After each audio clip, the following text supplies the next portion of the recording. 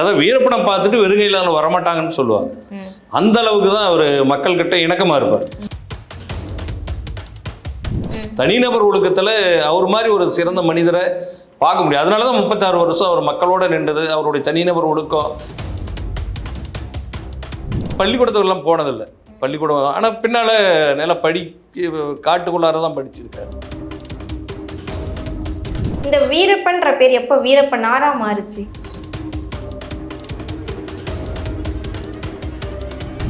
தவறுன்றதை அவர் உணர்ந்தார். இவர்கள் போய் சொன்ன பிறகு யானையை அடிக்கிறதுன்றது, வேட்டையாடுறதுன்றது நிறுத்திட்டார். சந்தன மர வியாபாரன்றது ஒரு 11 மாதம் தான். அந்த வெடி விபத்துக்கு பிறகு தான் இவர் மேலே தேடுதல்ன்றது அதிகமாகுது. மக்களுக்கு நிறைய செஞ்சுருக்காரு. அதனால மக்கள் அவர் பெரிய அளவில் மதிச்சார்.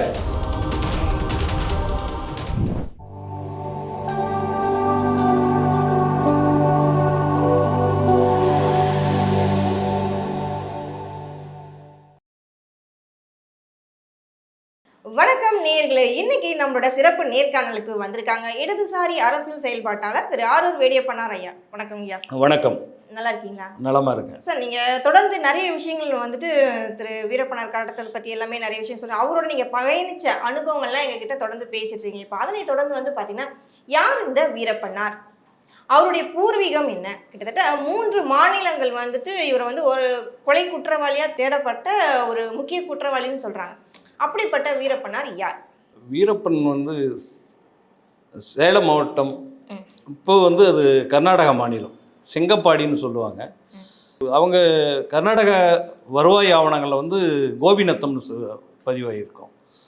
இவர் அந்த ஊரில் பிறந்தவர். ஒரு வேட்டை குடும்பம். மேட்டு நிலம் கொஞ்சம் நிலம் இருந்திருக்கு அந்த நேரங்களில். குடும்பமே வேட்டையாடுற. ஆமாம், அவங்க அப்பாவே வேட்டைக்காரர். காட்டில் வனவிலங்குகள், அந்த மான், அந்த மாதிரி இதெல்லாம் அடித்து அதன் மூலம் ஒரு வருமானத்தில் வாழ்ந்து ஒரு குடும்பம். கொஞ்சம் நிலம் மட்டும் கொஞ்சமாக இருந்திருக்கு. ஆனால் வருடம் முழுக்க அது ஒரு இதாக அவங்களுக்கு போதுமான வருமானம் இல்லாத ஒரு இது. அதனால் இவர் சின்ன பையனாக இருக்கும்போது இருந்தே வேட்டைக்கு போகிறார் அப்பா கூட.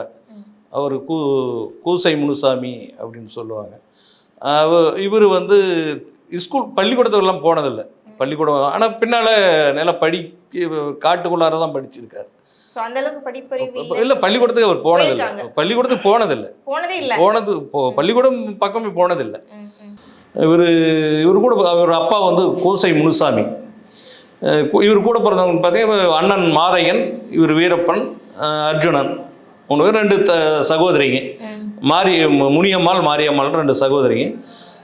குடும்பம் ஒரு சாதாரண சின்ன அளவில் விவசாயம் பண்ணக்கூடாது. ஏன்னா விவசாயத்தில் வர வருமானம், அதில் விளையிற பொருட்கள் அந்த குடும்ப தேவைகளுக்கு போதுமானதாக இருக்காது.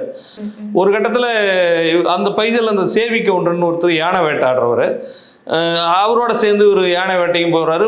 ஒரு மாமா மச்சான் பழகிட்டு பக்கத்து ஊர் அந்த சொந்தக்காரங்கன்றதுனால அவரோட சேர்ந்து போகிறாரு. அப்போ தான் அவர் யானை வேட்டையும் கற்றுக்கிறார். எடுத்தோடனே குறி வச்சு அடிக்கும் போதே யானை உழுது. அந்த அளவுக்கு வேட்டையில் நுட்பமானவர். அப்போ அவருக்கு என்ன வயசு இருக்கும்? இவர் யானை அடிக்கக்குள்ளேயும் 16, 17 வயசுக்குள்ளே யானையை சுடுறாரு. அந்த வயசுலேயே யானையை சுடுற அளவுக்கு வேட்டைக்காரராக மாறுறாரு. அவருடைய இயற்பெயரே வீரப்பன் தானா? இயற்பெயர் வீரப்பன். ஆனால் அந்த இவருக்கு உடல்நிலை சரியில்லாத உடம்புல முடியெல்லாம் கொட்டிட்டு ரொம்ப முழுன்னு இருப்பாராம். ஒரு குறிப்பாக அந்த சின்ன வயசில் 8-10 வயசுங்களில் அந்த பகுதியில் அவர் முழுக்கன்னு கூப்பிடுவாங்க. முழுக்கன். அவர் பேர் முழுக்கன். இன்றைக்கு காவல்துறை ஆவணங்களை முழுக்கன் என்கிற வீரப்பன் அப்படின்னு தான் இருக்கும். இந்த வீரப்பன்ற பேர் எப்போ வீரப்பனாரா மாறுச்சு? அவர் மரியாதை நிமித்தம் அவர் இறந்த பிறகு, அவர் இருக்கும்போதே கூட பலரும் அவர் வீரப்பனார் என்று சொல்றது, ஒரு திரு வீரப்பன் சொல்றோம், சிலர் வீரப்பனார் என்று சொல்லுவாங்க. அந்த மாதிரி பல அடையாளங்கள்ல அவர் நீங்க வீரப்பனார் அப்படின்ட்டு மரியாதையா கூப்பிடுறீங்க. வீரப்பன்றவர் வீரப்பனார் மரியாதையா கூப்பிடுறீங்க. ஆனா பாத்தீங்கன்னா அவரை 3 மாவட்டங்கள்ல, தமிழ்நாடு, கேரளா, கர்நாடகாவில் தேடப்பட்ட முக்கிய குற்றவாளி. அப்படி இருக்கும்போது அவருக்கு இவ்வளவு மரியாதை கொடுத்து கூப்பிட வேண்டிய காரணங்கள் என்ன? மக்களுக்காக நின்றார். மக்கள் அவர் எந்த தொந்தரவும் செய்யலை. அதனால் அவரை முழுக்க மக்கள் ரொம்ப மரியாதையை பார்த்தாங்க. அவரை பிடிக்கணுன்றதில் இந்த அதிரடி படைன்னு ஒன்று அமைச்சாங்கல்ல, அதில் பார்த்தீங்கன்னா மிகப்பெரிய சித்திரவதையெல்லாம் பண்ணாங்க. ரொம்ப கொடுமையெல்லாம் பண்ணாங்க. தெரியாதவங்க வீரப்பனை பார்க்காதவங்களாம் கொடுமையை அனுபவிச்சாங்க. அவங்க காட்ட மாட்டாங்க, அது இயற்கையான ஒன்று. ஆனால் வீரப்பனோட இருந்தவங்க கூட யாரும் போய் அவரை காட்டி கொடுக்கணும் அப்படின்ற அந்த வேலையெல்லாம் செய்யலை. அந்த அளவுக்கு அவர் மக்களுக்கு அந்த தொந்தரவு செய்யலை. தனிநபர் ஒழுக்கத்தில் அவர் மாதிரி ஒரு சிறந்த மனிதரை பார்க்க முடியும். அதனால தான் 36 வருஷம் அவர் மக்களோட நின்றது. அவருடைய தனிநபர் ஒழுக்கம் இது எல்லாம் தான் அவர் அந்த 36 வருஷம் இவ்வளவு 3 மாநில அரசுகள், ஏன் இந்திய துணை ராணுவமே வந்து தேடினது, ஹெலிகாப்டர் வச்சு தேடினாங்க, ட்ரோன் வச்சு தேடினாங்க, பிடிக்க முடியல. அது மக்களோட அவருக்கு இருந்த அந்த ஐக்கியம் தான். அதனால தான் அவர் எல்லோரும் மரியாதையாக பார்க்க முடியுது, பார்க்குறாங்க. இந்த காட்டு வேட்டையில் வந்து பார்த்தீங்கன்னா கிட்டத்தட்ட 2000 யானைகளுக்கு மேலே அவர் கொண்டு இருக்காரு. சந்தன கடத்தல் வீரப்பனார்ன்றதை விட யானைகளோட தந்தத்தை தான் அவர் அதிகமாக வித்தார், கடத்தினார் அப்படிங்கிற மாதிரின்றாங்களா? அது எந்த அளவுக்கு உண்மை? இல்லை, யானைக்கு வேட்டை அவர் நடத்தியிருக்கார். பல நேரங்களில் அது செஞ்சுருக்காரு. 2000ன்றதெல்லாம் அதிகம். ஒரு குறிப்பிட்ட காலம் யானை வேட்டை தான் அவருக்கு பிரதான தொழிலாக. அது என்ன பண்ணுவாங்க அந்த யானையை? என்ன பண்ணுவாங்க? வெறும் தந்தத்துக்காக? தந்தம் தான், அதை கொம்புன்னு சொல்லுவாங்க அவங்க, யானை கொம்புன்னுவாங்க.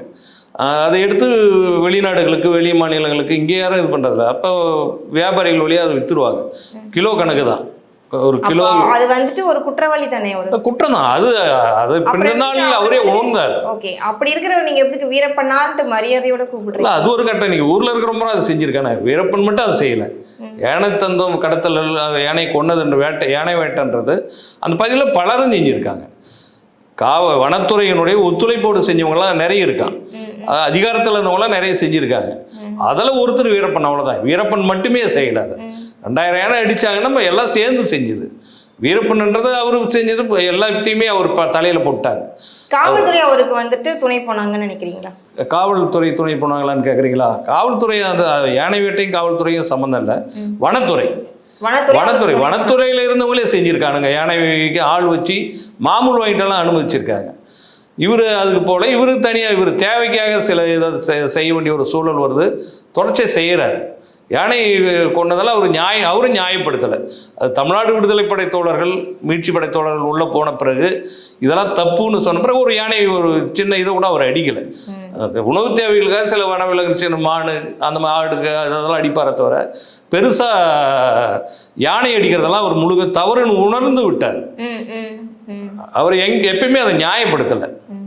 வீரப்பனார் பொறுத்தவரை அதை நியாயப்படுத்தலை. தவறுன்றதை அவர் உணர்ந்தார். இவர்கள் போய் சொன்ன பிறகு அதை அந்த யானையை அடிக்கிறதுன்றது, வேட்டையாடுறதுன்றது நிறுத்திட்டார். ஒரு பக்கம் இப்போ வந்துட்டு அவங்க தந்தம் கடத்தினாங்க, யானையை கொன்றாங்க. இன்னொரு பக்கம் வந்துட்டு பார்த்தீங்கன்னா சந்தன கடத்தல் எப்படி அவங்க கடத்தினாங்க? அதுக்கான மோட்டிவேஷன் யாராக இருந்தாங்க? சந்தனம்ன்றது இப்போ யானை கடத்தலில் வந்து நெருக்கடி அதிகமாகுது. கடத்துறது, அதுக்காக யானை கொள்றதுன்றது கடுமையான நெருக்கடி வருது. அப்போ அவங்க ஒரு பகுதி விட்டு வெளியே வரும்போது இப்போ பண தேவைகள் இருக்குது. அன்றாட தேவைகளை அவங்களுக்கு பெருசாக ஒன்றும் அங்கே இது பண்ணிக்கிறதெல்லாம் இல்லை. சும்மா உணவு, உடை, துப்பாக்கி, மருந்து இதெல்லாம் வாங்க வேண்டிய தேவை இருக்குது. இதுக்கு பணம் தேவைப்படுது. அப்போது காட்டில் வந்து அவங்க ஒன்றும் பச்சை மரங்களையும் வெட்டி அவங்களாம் போயெல்லாம் வெட்டியெல்லாம் கிடையாது. அங்கே ஏற்கனவே அந்த தொழில் நடந்துட்டுருக்கு. அந்த பகுதிகளில் அவர் வாழ்ந்த காடுகளில் ஏற்கனவே பலரும் சந்தன கடத்தல், சந்தன வியாபாரத்தில் இருக்காங்க. ஆள் 10 20 கொண்டு போய் விட்டு மரங்களை அது காஞ்சி போன மரம், இவங்க எடுத்ததெல்லாம் காஞ்சி போன மரம். அதுக்கு முன்னாலே அந்த தொழில் நடக்குது. அந்த பகுதியில் சந்தனம் கடத்துறதுன்றது ஏற்கனவே நடக்குது. அவங்க வழியாக தான் இவரே தெரிஞ்சுக்கிறார். அப்போ பண தேவை இருக்குது. அந்த நேரங்களில் தான் இவர் காமராஜ் வீட்டை கோவிந்தெல்லாம் உள்ளே போகிறார் அவங்களாம் வெட்டுறதுக்காக. அவர் அந்த வெட்ட போன ஆளுகளை உட்கார வச்சுட்டு எங்களுக்கு நாங்கள் கட்டை கொடுக்குறோம், எங்களுக்கு வியாபாரம் பண்ணி கொடுங்க அவர் சொன்னப்பே சொல்லுவார். காமராஜ் வீட்டு கோவிந்தெல்லாம் இந்த மாதிரி எனக்கு கொஞ்சம் பணம் தேவை இருக்குது, 1 லட்ச ரூபா தான். அவர் அதிகமாக அப்போ எனக்கு இந்த அளவுக்கு இருந்தால் போதும், அடுத்து நாங்கள் அந்த சிறுமுகை கேரளா காட்டுக்கு போயிடுவோம், இங்கே போலீஸ் நெருக்கடி அதிகமாக இருக்குது. அப்போல்லாம் பார்த்தீங்கன்னா ஒரு 6-7 கொலை வழக்குகள் இவர் மேலே வந்துடுது. அவர் இப்போ எதிராக இருந்தவங்க அவங்க கிராமத்துக்காரங்க இவர் தொழிலில் ஃபாரஸ்ட்டோட சேர்ந்துட்டு இவரை கொல்றதுக்கு முயற்சி பண்ணியிருக்காங்க. அந்த நேரத்தில் இவர் அவங்களெல்லாம் கொன்னுடுறாரு. ஒரு 6-7 பேர் அந்த நேரங்களில் 6-7 கொலையும் இவர் மேலே பழி சுமத்தப்படுது. அந்த நேரத்தில் தான் இவர் கட்டைக்கு வர்றார். யானை அடிக்கிறத விட்டுட்டு கட்டைக்கு வர்றார். அப்போ கட்டைன்னா இவங்க போய் பச்சை மரங்கள்லாம் வெட்டுறதில்லை. அப்போ அங்கே ஏற்கனவே வெட்டிட்டு இருந்தவங்க, இவங்க கிட்ட இருந்தவங்க இவங்களெல்லாம் பயன்படுத்திட்டு காஞ்சி போன கட்டை தான் ஒரு குறைந்த விலைக்கு வாங்க, 10 ரூபா கிலோ 10 ரூபாய்க்கு எடுக்கிறாங்கன்னா இவங்க ஒரு 40 ரூபாய்க்கு விற்பாங்க. அந்த மாதிரி தான் ஒரு மீடியேட்டர் மாதிரி தான் ஒரு. அதில் ஒரு 11 மாதம் தான் இவர் சந்தன கடத்தல்ன்றது, சந்தன மர வியாபாரன்றது ஒரு 11 மாதம் தான். அவ்வளோதான், பெரிய நீண்ட காலமெல்லாம் செய்யலை. ஆனால் அவர் ஏறத்தாழ ஒரு 100 ரொம்ப குறைஞ்ச அளவு தான் பதுக்கி வச்சுருந்த சேகரித்து வச்சுருந்த கட்டைகள் 80 டன் வந்து வனத்துறையினர் கைப்பற்றாங்க. அந்த மாதிரி இவர் நீண்ட காலமெல்லாம் இல்லை, குறைந்த காலம். அது காஞ்சி போன கட்டைகளை விலைக்கு வாங்கி சேகரித்து வேற ஆளுகளுக்கு இவர் ஆட்கள் வழியாக வியாபாரம் பண்ணுறாரு பண தேவையாக. அந்த பணத்தின்னு பார்த்தீங்கன்னா கூட அவங்க இது அவங்க துணிக்கு உணவு, அப்புறம் இது துப்பாக்கி மருந்து இது வாங்குறதுக்கு தான் பயன்படுத்துகிறார். ஸோ இது ஒரு பக்கம் இருக்கு. வனத்துறைக்கும் அவருக்கும் வந்துட்டு தொடர்ந்து வந்துட்டு சண்டையாகவே தான் இருக்கும். வனத்துறை சார்ந்த அதிகாரிகளும் அந்த குழுவில் இருக்கிறவங்க வந்துட்டு இவர் கொண்டுட்டாருன்னு சொல்கிறாங்களே, அது எந்த அளவுக்கு உண்மை? எத்தனை பேர் கொண்டு இருப்பார்? நிறைய பேர், நிறைய இடங்கள் மோதல் நடந்திருக்கு. காவல் நிலையங்கள் மீதான தாக்குதல், ராமாவரம், வெள்ளித்திருப்பூர், இதெல்லாம் காவல் நிலையத்தை தாக்கி அங்கிருந்து ஆயுதங்கள்லாம் எடுத்துகிட்டு வராங்க. இப்போ பல காவலர்கள் வனத்துறையினர்லாம் கொல்லப்பட்டிருக்காங்க. அப்படி பார்த்தோம்னா ஒரு 184 வழக்கு இவர் மேலே பதிவாகுது. யானை கொண்டது, ஆட்கடத்தல், கொலை, இது எல்லாம் 184 வழக்கு பதிவாகுது. அதில் எல்லாம் இப்போ அவங்க ஃபாரஸ்ட்காரன் சுட்டது, போலீஸ்காரங்க கொண்டது, அந்த கணக்கெல்லாம் கூட, அந்த வழக்கெல்லாம் கூட இவர் பேரில் இப்போ வீரப்பனார் மேலே போட்ட வழக்காகவும் இருக்குது. அப்படி பார்த்தோம்னா செஞ்சுருக்காரு, அதை இல்லைன்னு சொல்ல அவருமே எந்த இடத்துலையும் மறுக்கலை. கொஞ்சம் கூடுதலாக அவர் மேலே இவங்க போலீஸ், ஏன்னா அந்த கடந்த காணொலியில் கூட நம்ம சொல்லியிருப்போம், நாகப்பாவை கடத்தினது வந்து இவங்க தான் இது கொன்னது, எஸ்டிஎஃப் அதிரடிப்படை தான் சுட்டு கொள்றாங்க. ஆனால் நாகப்பாவை கொன்னதா வீரப்பன் மேல் தான் வழக்கு பதிவானது. அந்த மாதிரி நிறைய வழக்குகள் இருக்கு.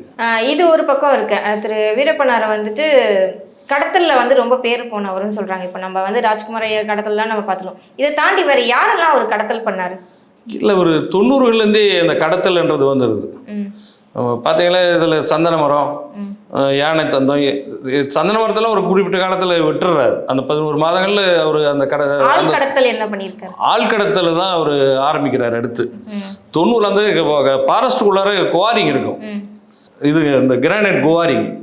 அங்கே வந்து குறிப்பாக தமிழ்நாடு கர்நாடகா 2 பார்டராக இருக்கிறதுனால அங்கே இந்த குவாரி தொழில் செய்கிறவங்க, கருப்புக்கள், அந்த தொழில் அங்கே செய்கிறவங்க நிறைய இருப்பாங்க. அப்போ காட்டுக்குள்ளார என்ன பண்ணுறாங்க, முதல்ல ஒருத்தர் 90ல் ஒரு இவரை கடத்துகிறாங்க, சவுத் இந்தியா மைன்ஸ் என்ற கம்பெனியோட மேனேஜரை 1990ல் அவர் கடத்திட்டு போகிறாங்க. அதுக்கு பிறகு 91ல் ஒரு குவாரி மேனேஜரை கடத்துகிறாங்க. எதுக்காக இவங்களை கடத்துறாங்க? பண தேவைக்காக தான். அவங்க செய்கிறது சட்டவிரோத தொழில், சட்டத்தை விதிமுறையெல்லாம் மீறி தான் நடத்துகிறாங்க. அப்போ இவனுங்களை வச்சு ஏன் நம்ம பணத்துக்கு கஷ்டப்படுறோம், சந்தன மரமும் செய்ய முடியல, யானையும் பிரச்சனை, இவங்களை கடத்தி வச்சு பணம் வாங்கன்றதுனால தான் கடத்துறாரு. அந்த மாதிரி தான் 7 லட்சம் 8 லட்சம் 10 லட்சம் சின்ன அளவில் தான், முதல்ல பெருசாலாம் இல்லை, அவங்களுக்கு தேவைகளுக்கான இதை தான் கடத்துறாரு. 90ல் 91ல் 92 சம்மங்கி ராமமூர்த்தின்னு ஒருத்தர், அவர் கடத்தல தான் ஒரு பெரிய தொகை பார்க்குறாங்க, ஒரு 16 லட்சம் ரூபாய்.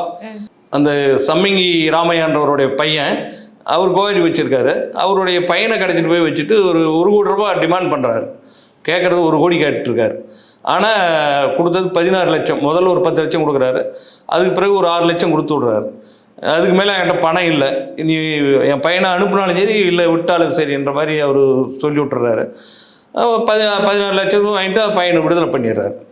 அதுக்கு பிறகு பார்த்தீங்கன்னா தொடர்ச்சியாக ஆள் கடத்தல்ன்றதை அவர் தொடர்ச்சியாக பண்ணி தான் இருக்கார். 94ல் டிஎஸ்பி சிதம்பரநாதன், அவருடைய தம்பி ஒருத்தர், ஆசிரியர் சேகர்ராஜான்னு ஒருத்தர், அவங்கள 3 பேரையும் அந்த வனத்தொட்டி, சிறுமுகை வனத்தொட்டி இருக்கிற இடத்துல இருந்து கடத்திட்டு போயிடுறாரு.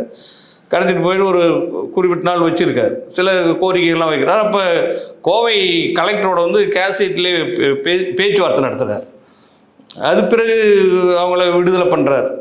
அதில் கூட பெருசாக ஒன்றும் பண்ணலாம், சில கோரிக்கைகள் வைக்கிறாரு, அது கோரிக்கைகள் நிறைவேறலை. அதுக்கு பிறகு 95ல் ஃபாரஸ்ட் டிபார்ட்மெண்ட் சேர்ந்து 3 பேரை கடத்துறாரு. அவங்க 3 பேரை கடத்தி வச்சுட்டு அப்பயும் சில கோரிக்கைகள் வைக்கிறாரு.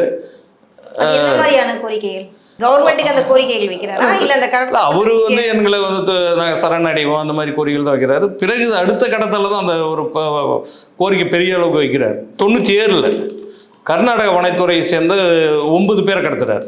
அதில் தான் இப்போ முக்கியமான கோரிக்கைலாம் வைக்கிறார். எங்களுக்கு பொது மன்னிப்பு வேணும், நான் வந்து சரண்டர் ஆகிறேன்ற அந்த கோரிக்கைலாம் வைக்கிறார்.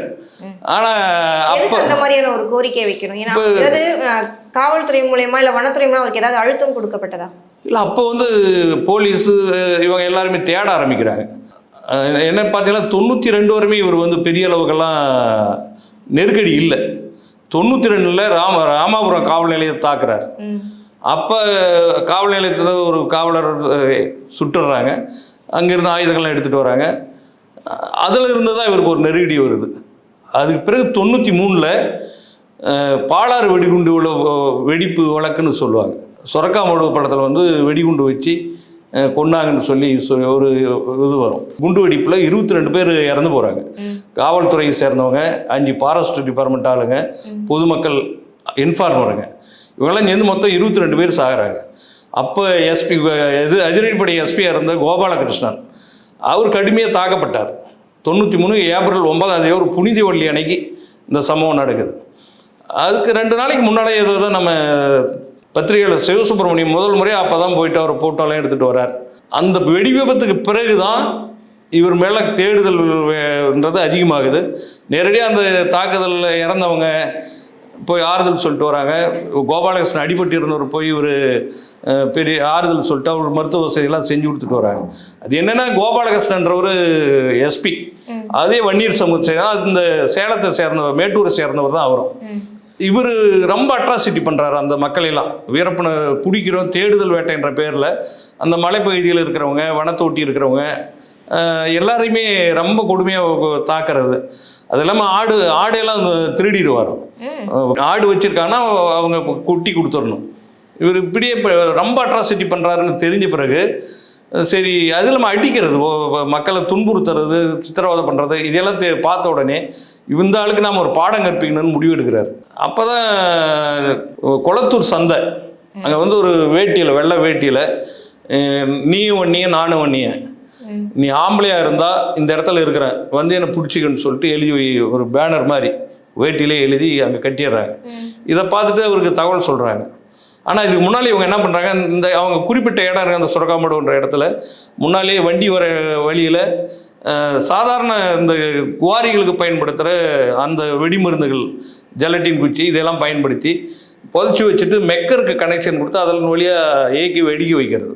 இந்த கிணறுகளுக்கெல்லாம் வைப்பாங்க அந்த வெடி அந்த முறையை தான் அவங்க பயன்படுத்துகிறாங்க. அப்போ வண்டி வருது, அதை பார்த்தோன்னே ஒரு இயற்கையாகவே கொஞ்சம் ரொம்ப வீரம் செறிந்தவர், ரொம்ப கோபக்காரர்னுவாங்க. அவர் பார்த்தே மக்கள் பயரணும், அந்தளவுக்கு நடந்துக்கிற ஒரு மோசமான அதிகாரி. அதாவது அந்த ஆடையெல்லாம் பிடிச்சி பண்ணுற இதை வச்சு அங்கே அவருக்கு பேரே ஆடு திருடி கோபாலகிருஷ்ணன் சொல்லுவாங்க. ஆடு திருடி கோபாலகிருஷ்ணன் தான் அவருக்கு பட்ட பேர். அவ்வளோ மோசமான ஒரு நபர். அப்புறம் திருடுவாரா என்ன, எதுக்காக அந்த மாதிரி ஒரு மக்களை மிரட்டி வாங்குறது, அது திருடுறது தான் எல்லாம் அர்த்தம். அன்பாக கொடுக்குறதுன்றது வேற, அதில் விலை கொடுக்குறது. இவர் போய் மிரட்டி வாங்குறது அது திருடாக தான் அந்த மக்கள் பார்க்குறாங்க. அதனால் ஆடு திருடி கோபாலகிருஷ்ணன் தான் சொல்லுவாங்க. அவர் உடனே என்ன பண்ணுறாரு, அந்த ஃபாரஸ்ட்டுக்காரங்க, போலீஸ்காரங்க, எஸ்டேட்டில் இருந்தவங்க இவங்கெல்லாம் ஒரு மொத்தம் 20-30 மக்கள், ஒரு 22 பேரை கூப்பிட்டு போகிறார். போயிட்டு அந்த இடத்துக்கு போகும்போதே இவர் வேறு வண்டியில் போகிறார். முன்ன ஒரு போலீஸ் வேன் போகுது. போன உடனே அங்கே அந்த குறிப்பிட்ட இடத்துக்கு வந்தோடனே வெடிக்க வச்சாராங்க. அதெல்லாம் 22 பேர் இறக்குறாங்க. இவர் அடிபட்டு நம்ம உயிருக்கு போராடிட்டு இருக்காரு. பிறகு வந்து அவர் மருத்துவமனையில் சேர்த்திடலாம். அதை தான் நம்ம ஜெயலலிதா அப்போ முதலமைச்சர் இருந்தவங்க நேரில் வந்து பார்த்தாங்கன்னு சொன்ன பாருங்க. அதுதான் அப்போ அதுக்கு பிறகு தான் ஒரு கடுமையாக 2 மாநில கூட்டு அதிரடி படை அமைக்கிறாங்க. கர்நாடகாவும் தமிழ்நாடும் சேர்ந்து இவருக்கு தலைக்கெல்லாம் அதிகமான தொகையை குடிச்சு கொடுக்குறவங்களுக்கெல்லாம் பணமாக உயிரோடு கொடுக்குறவங்களுக்கு வந்து பரிசு அறிவிக்கிறாங்க. பெரிய அளவுக்கு அதுக்கு பிறகு தான் நெருக்கடியாக அவருக்கு வருது. அது வரையும் அந்த பகுதி அளவில் தான் இருந்தார். சார் இதுக்கடையில் வந்து பார்த்தீங்கன்னா அந்த காட்டில் வாழ்கிற அந்த மக்கள் இருப்பாங்களே, காட்டுவாசின்னு சொல்லுவாங்க, அந்த காட்டுக்குள்ளேயே வாழ்கிற அந்த மக்களுக்கும் திரு வீரப்பனார் அவங்களுக்கும் உள்ள ஒரு பார்வை எப்படி இருந்துச்சு? அவங்களுக்குள்ள அவருடைய நடந்துக்கிற விதம் எப்படி இருந்தது? யார் வீரப்பன் எப்படி இருந்தது கேட்டீங்களா? ரொம்ப அந்யோன்யமாக தான் இருப்பார். ஏன்னா இவருக்கு கையில் பணம் இருந்தால், அதாவது வீரப்பனை பார்த்துட்டு வெறுங்கையில் வரமாட்டாங்கன்னு சொல்லுவாங்க. அந்த அளவுக்கு தான் அவர் மக்கள்கிட்ட இணக்கமாக இருப்பார்.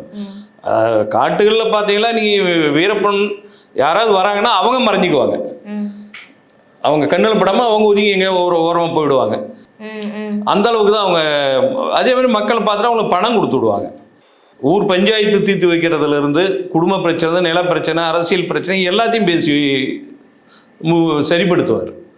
இன்றைக்கி பாமக மணி இருக்காரு இல்லைங்க, ஜிகே மணின்ட்டு, ஆமா, ஜிகே. அவருக்கும் இன்னொருத்தருக்கும் அவர் அந்த அப்பதான் சேர்மன் ஆகியிருக்காரு 90களில். அதே ஊரை சேர்ந்த இன்னொருத்தர் அவங்க உறவினரே அந்த ஒரு குவாரி நடத்துறதுல பிரச்சனை வருது, அதை கூப்பிட்டு இவர் தான் பைசல் பண்ணுறாரு. அந்த மாதிரி பெரிய அளவுக்கு அந்த மக்களோட ஒரு இணக்கமாக மக்கள் நம்பிக்கைக்குரியவராக இருந்தார். மக்களுக்காக இல்லை பணத்தை அவர் சம்பாதிச்ச பணங்கள் கூட சந்தன கட்டையாக இருக்கு, யானை கட்டையில் இருக்கிறது பெரும்பகுதி மக்களுக்கு தான் கொடுத்துருக்காரு. அவர் குடும்பம் உறவினர்கள்னு கூட சொல்ல முடியும், மக்களுக்கு நிறைய செஞ்சுருக்காரு.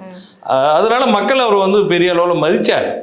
சார் இப்போ வந்து பார்த்தீங்கன்னா 6000 சதுர கிலோமீட்டர் பரப்பளவு உள்ள காட்டு பகுதிகள்லாம் தன்னோட கண்ட்ரோலில் தான் அவர் வச்சிருப்பாருன்னு சொல்கிறாங்களா? அது அந்த அளவுக்கு அவர் வந்துட்டு கூட இருக்க ஆள் பலம் நிறைய பேர் இருந்தாங்களா? ஆரம்பங்களெல்லாம் நூற்றுக்கணக்கான பேர், 100 பேருக்கு மேலாம் இருந்திருக்காங்க. ஒரு கட்டங்களில் 100 பேரெல்லாம் இருந்திருக்காங்க. எல்லாமே துப்பாக்கி, எல்லார் கையிலும் துப்பாக்கி இருக்கிற ஒரு பெரிய படைப்பலத்தோடு தான் இருந்திருக்காரு. ஒரு ராஜா மாதிரி தான் அதெல்லாம். ஏன்னா இவர் வந்து 6000 சதுர கிலோமீட்டருக்கு இவர்கிட்ட அந்த அளவுக்கு ஆட்கள் கிடையாது. போய் அங்கே சுற்றி நின்று யாரும் வரக்கூடாதுன்னு சொல்கிறதுக்கு, மக்களை இது பண்ணுறதுக்கு, அதிகாரிகளை பண்ணுறதுக்கு அந்த அளவுக்கு இல்லை. ஒரு குறிப்பிட்ட பகுதியில் இருந்தாலும் 2 விஷயம் இருக்குது அதில். வீரப்பன் இவங்க எதனா செஞ்சிருவாங்கன்ற மக்கள் பற்றியில் இருந்த ஒரு பயம். அதே மாதிரி காட்டுக்குள்ளே போனால் வீரப்பனூர் நம்மளுக்கு தொடர்பு இருக்குன்னு சொல்லி காவல்துறையும் வனத்துறையும் நம்ம மேலே அடக்குமுறை ஏவுவாங்கன்றது அது ஒரு பயம். இந்த 2 பயத்தாலேயே யாரும் காட்டுக்குள்ளே போக மாட்டாங்க. அந்த காலகட்டங்களில் பார்த்தீங்கன்னா காடு ரொம்ப வளமாக இருந்தது. அதனால ஒரு இருக்கிற வரையும் காடு ரொம்ப வளமாக இருந்தது. தொடர்ந்து பேசுவோம். நன்றி, வணக்கம். வணக்கம்.